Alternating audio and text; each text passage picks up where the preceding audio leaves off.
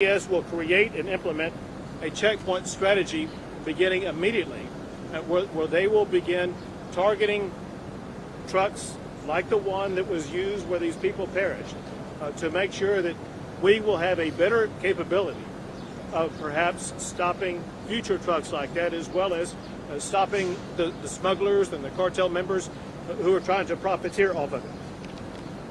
Now, we're in Eagle Pass today for a reason.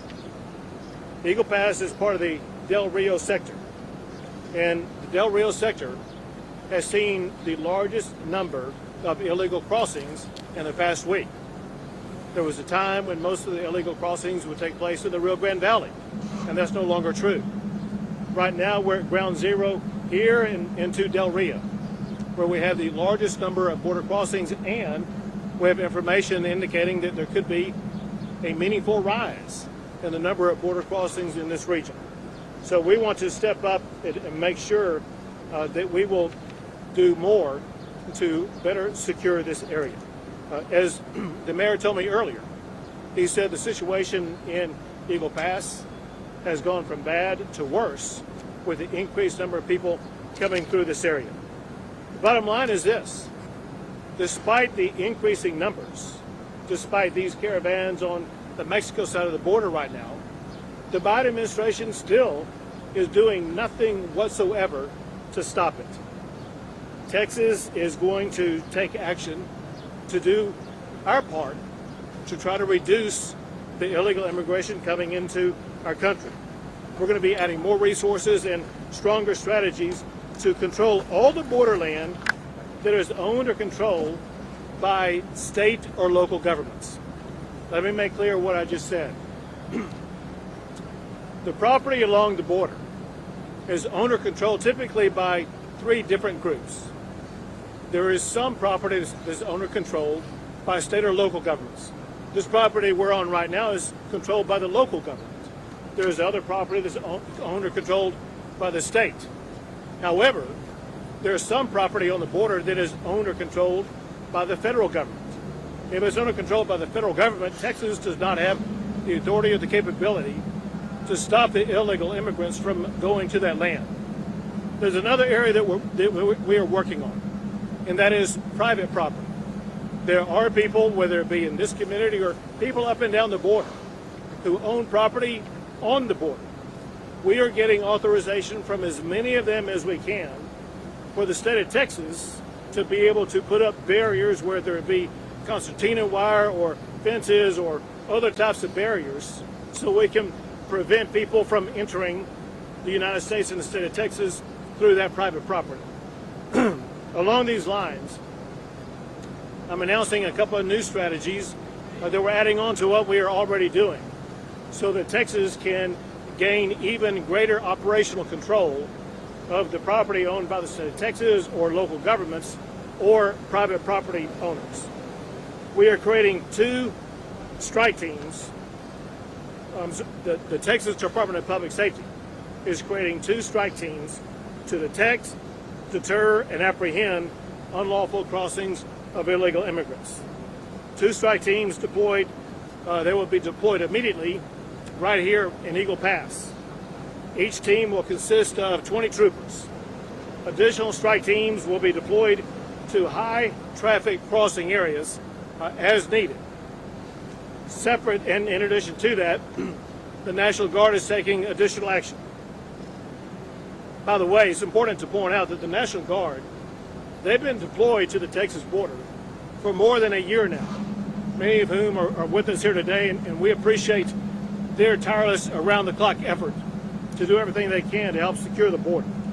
But what they are focused on right now is deploying additional miles of concertina military-grade razor wire along the Rio Grande River, protecting areas from entry by people illegally. In addition to that, the National Guard is adding miles of fencing and barriers on state and local property, once again prioritizing the high traffic areas. And they are also going to be adding boat teams where feasible along the river. One thing that they have been involved in and been very aggressive about already they have numbered more than 22,000 turnbacks of people who were trying to come across the border who they turned back. That is an essential role of what the National Guard is helping us to achieve. At this time, I would like to call upon Director McCraw of the Texas Department of Public Safety to add more about what DPS is doing.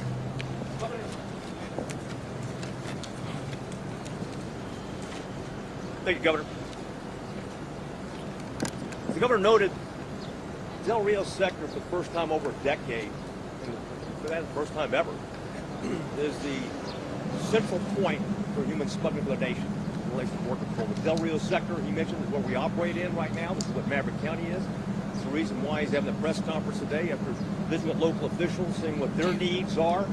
And clearly there is, this unmitigated flow of people into this area. He's tasked, and we're doing right now, as he pointed out, 2 trooper strike teams are already arriving in Maverick County. It will be supplemented by another 3 next week, and if we have to bring another 5, we will. That number brings up to 200 already over the resources we have dedicated to it. In addition, he talked about commercial vehicle enforcement strike teams. That's our troopers that have authority to work commercial vehicle traffic, that are trained in it and have the expertise, along with civilian inspectors, along these smuggling corridors.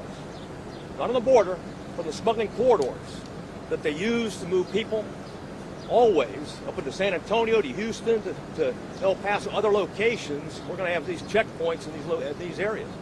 And we'll be in a position, I can assure you, that our troopers will be able to identify the smugglers. What they're doing right now is they're using clone trucks and vehicles that appear to be legitimate, that look like they're legitimate, that's easy to pass through the particular checkpoint. But I can assure you our troopers will be able to identify whether it's legitimate or not and take action at that point in time. That's a deterrent. And it's also have an opportunity to save lives. Already, we've been able to identify 983 illegal immigrants in truck, tractor, semi-trailers thus far since the governor launched Operation Lone Star. Additionally, after talking to the chief and the sheriff, we're going to deploy strike teams of DPS special agents to conduct surveillance and look for these cloned vehicles, stolen vehicles that are staged along the highways used to smuggle people, further north, and also identify stash houses, which is very important to disrupting Mexican cartel operations. And predominantly those stash houses are in urban areas that are contiguous with Mexico. That'll be another focus, Governor. And of course the brush teams, as we heard, they're penetrating some of the particular areas. They're working with landowners, getting access, and we'll put into the elite brush teams that we have. There's the National Guard and our troopers that are trained in special response tactics, and our special operation group as well. Of course, increased UAVs, Governor, we're going to put in here as well, and includes pilot resources to support helicopter operations, to support the surveillance activities, looking for stash houses. That's it. Thank you. And now General Seltzer from the Texas National Guard. Good afternoon. The Texas National Guard continues to take unprecedented action, along with our partners here, to secure the border and protect Texas communities. In response to this crisis, we have in place over 60 miles of barrier along the Texas border in the form of fence or concertina wire. In Maverick County alone, which we are in, we have secured agreements with 55 miles worth of border landowners to put up fence. We are 50% complete on that task.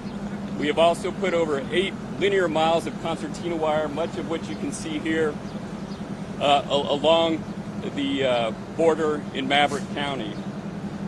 Working today with our partners, with the governor, with the mayor, we are going to expand that zone out, working with the community to get more land agreements, to extend concertina wire out in order to not only block, but to push any migrant or illicit activity outside, away from this great city, to where they can be apprehended. Additionally, we are increasing our boat teams. We currently have 70 boats and 48 teams, and we're continuing to grow those teams. You may see some of those boats operating on this river behind us today. And then finally, we just implemented our small unmanned aerial system program, or drone program. It will take a couple months to get online, but we will have several teams of small UAS operators that can come to places like Evo Pass and help detect and block illicit narcotics and transnational criminal activity. Thank you very much. Again, everything that we just talked about and everything that we've done up until now would not have been needed if all that President Biden had done was to keep in place the border security plan that had been put in place by President Trump. Under President Trump, we saw the fewest illegal crossings in decades. Under President Biden, we see all-time record highs. It's time for President Biden to reinstate the strategies that were put in place by President Trump that proved so effective. Which ones are we leaving our So they are these: building a border wall, keeping in place both Title 42 and the Remain in Mexico policy, and enforcing those. So those policies remain in effect right now. However, it's my understanding that the way we see it, Biden is not enforcing those. Ending catch and release. Those are the four things that are very simple to do. But maybe there's a fifth thing, candidly, that means as much as anything else, and that is for the president to be adamant that he is not going to tolerate any illegal immigration. America has a very robust legal immigration process that should be used. He, the president, should not be promoting illegal immigration the way that he is. What's the state's overall plan when it comes to apprehensions, deterrence, and incarceration? Because at the end of the day, we will have an increase in incarceration. Sir, and so part of the state plan was to arrest people who were violating state law. And I'll tell you what the numbers are, and the numbers will just continue to go up. We've made more than 16,000 criminal arrests, more than 4,000 criminal trespass arrests. We've made more than 14,000 felony charges, but we have apprehended more than 270,000 illegal immigrants, and we've turned back more than 22,000 migrants. And then on top of all of that, because the smugglers were able to get past Border Patrol, it fell upon state law enforcement, such as the DPS, to be involved in the seizure of fentanyl. So Texas law enforcement has seized enough fentanyl to kill every man, woman, and child in the United States of America.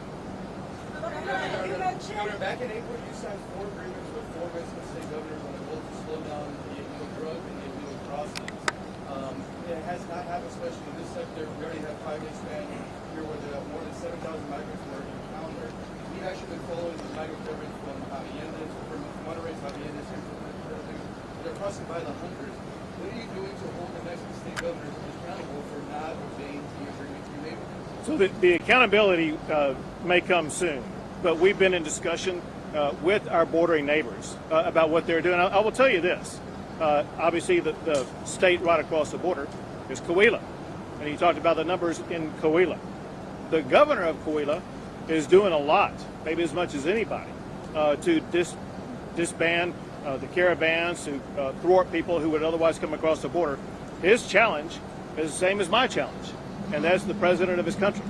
And as long as AMLO is advancing this and aiding this effort, it's hard for a governor to be able to stop it. Governor, you are the sheriff of many counties, so 4 illegal aliens were brought them to the bridge and released them back to Mexico when Border Patrol was unable to. Do you support this action? I missed the first part of your question. The sheriff of many counties took 4 illegal aliens that were captured in his county and returned them to the bridge here back to Mexico. Sure. Do you So support the first thing I will tell you is that the sheriffs of the state of Texas play a vital role up and down the border. And there's a team effort by all of these efforts. And I applaud all of our sheriffs for having to respond into unprecedented conditions. And that's causing all of us to use unprecedented action. And so whether it's doing what that sheriff in Kenny County is doing or what we're doing, such as turning back more than 20,000 people, we all have our own tools and strategies that we use to either turn back or to return people across the border. Governor, quick question for you. I want to ask you, while we await for the Supreme Court to decide the MPP, Remain in Mexico case, should they rule in favor of Texas, how much confidence do you have in the Biden administration that they will abide by that and reinstate it fully? So that decision will come out tomorrow. and we hope, obviously, that the Supreme Court will uphold the Remain in Mexico policy. But upholding the policy, obviously, is only on paper if the Biden administration does not follow that standard. For one, if they do not follow the standard, Texas can take legal action and go to court to hold the president, to hold Secretary Mayorkas, and other operatives in the federal government in contempt of court if they fail to live up to that order. And that's exactly what we will be seeking to do. Governor. 22,000 of home makes a small chunk and 280,000 this sector has seen since October.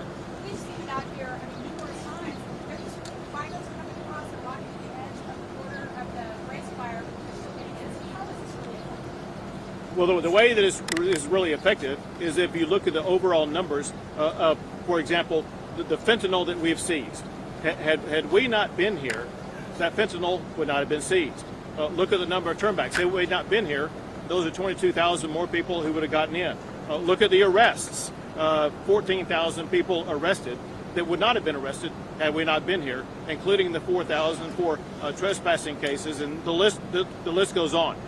We're doing more than any state has ever done in the history of the United States. And I'll add on top of that, if you go back to the time of George Washington all the way up to the time of Joe Biden, Texas is the only state in the United States that's ever built its own border wall. And we are working with landowners as we speak right now to add more to that border wall. You're talking about all of these numbers, you're talking about increasing the resources. Obviously, these numbers are astronomical. When we're driving out here from Del Rio, there used to be National Guard every couple of miles. We used to run into DPS, constantly. It seems like that's pulled back a lot. Road Mill has all that emptied out. Where are the resources at if you're saying that we're upping them and it looks like we're decreasing them along this thoroughfare? We are deploying them to strategic areas. Some examples, whether it be strike forces like what we announced here. We have other strategies in place that we're adding personnel to that are low water crossings. Other strategies where we're doing things so that we as a state will occupy land either before the federal government does or before migrants do. So why have them there in the first place? Why not have them out deployed in these strategic areas? Why sitting along the highway? Were they not doing anything, or were they actually useful? They wherever they have been, they've been useful. It's just that, as you all have observed and reported, the facts are changing on the ground minute by minute. And what law enforcement and the military has to do is change their tactics on the ground minute by minute to deal with what's changing. Two more questions. You mentioned Two more. that they're going to have more inspections of these 18 movers. Tragically, we already had an incident here in San Antonio. When should we expect these additional inspections and a message for the families that were affected in this tragedy? Well, obviously, our prayers are with the families who were affected by this tragedy. It's heart-wrenching. And it's even worse when you hear about some of the things that happened during the course of it. And we never want to see that happen again. And so Joe Biden may not be stepping up to make sure it doesn't happen again, but Texas is going to step up and do our part to try to make sure it doesn't happen again. Where specifically we will be doing that, we're not going to say publicly, and let me tell you why. If we say publicly what's going to happen, it will cause the cartels to move their actions elsewhere. Our job is to surprise the cartels and the smugglers, not to tell them in advance where we will be. Governor, you're meant to stop a lot of this immigration. Will you do any humanitarian efforts from the state? You don't want to, give it away ahead of time, but you just say you're going to build physical protection, right? Along with that, where's the extra staff? So I'll let Director McCraw answer that. Do a couple things. We're going to use some of this commercial vehicle enforcement resources we already have working the bridges to move further out. So we have an opportunity to target those truck tractor semi-trailers that are picking up people at stash houses and moving further on. Moreover, we're bringing commercial vehicle enforcement strike teams from around the state. So they'll be coming from outside our South Texas and West Texas regions to augment current operations. Great, thank you guys so much. Governor, yesterday I sat next to the constable's office and your troopers while we waited for BP. They were so overwhelmed here. What's your thought on that?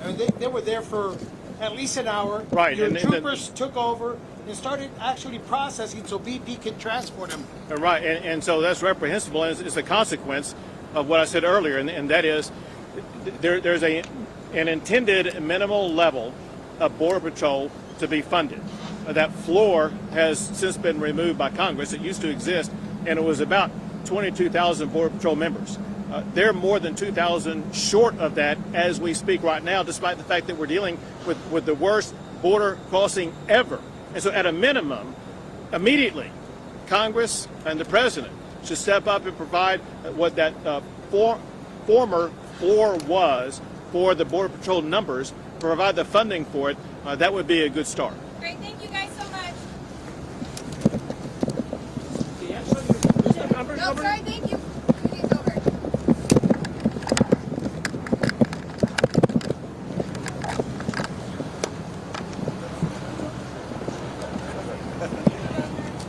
Thank you. Good to see you.